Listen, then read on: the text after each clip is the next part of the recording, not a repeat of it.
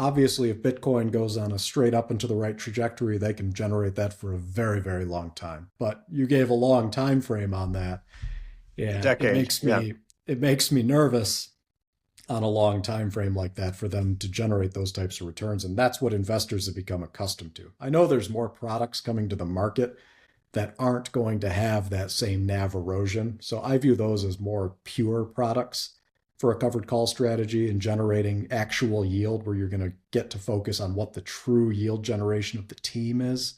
I think Hmm. that's very important. When you see kind of the blending of capital return and yield, it gets a little convoluted to me, and that makes me nervous. So I've been in Misty. I don't hold a lot of long-term positions in Misty.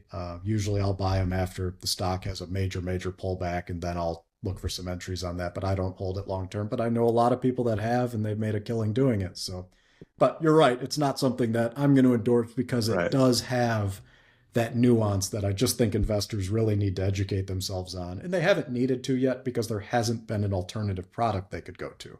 But eventually there will be. And I think that type of competition is going to create a much more informed investor base. And then we'll see. Maybe they're still the best, maybe they're not, but time's going to have to tell that story. Because when you're doing covered calls, you've got kind of a defined return in that transaction, right?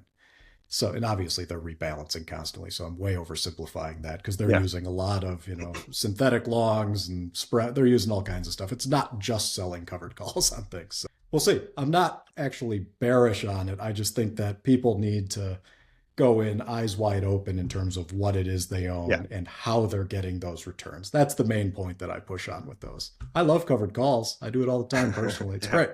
I know But you do, but you just need most to know what people, you're in.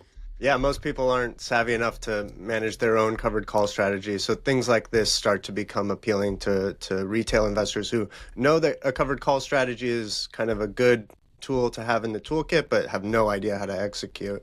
But Very. yeah, obviously we're not promoting MSTY either, just trying to learn more about that product from your eyes. So let me ask, let's maybe end with this. If you're a Bitcoiner and a MicroStrategy bull, you understand the thesis for both, but you need some passive income because you want to make sure that you don't have to clip your Bitcoin at inopportune times.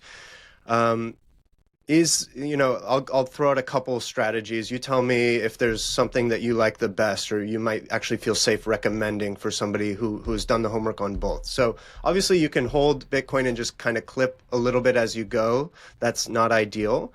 You could borrow against your Bitcoin, but right now we're seeing pretty high, interest rates and, not that many established lending partners. So you could get liquidity that way and then try to repay the principal repayment, but there's some risk there. You could hold STRK or STRF. What do you think is an appropriate passive income strategy when it comes to somebody who wants to be all in, fully exposed to Bitcoin and or MSTR? Yeah, I think that right now the perpetual equity offerings are really good for the passive income side of things. If you're not going to go down the actively managing your own out of covered calls, because I do think that that's one of the most powerful tools that you have when you own significant MicroStrategy shares, because you can sell so deep out of the money, but because of the volatility that comes along with that equity, the premiums are still pretty good. So you can sell things that are 10 delta, right?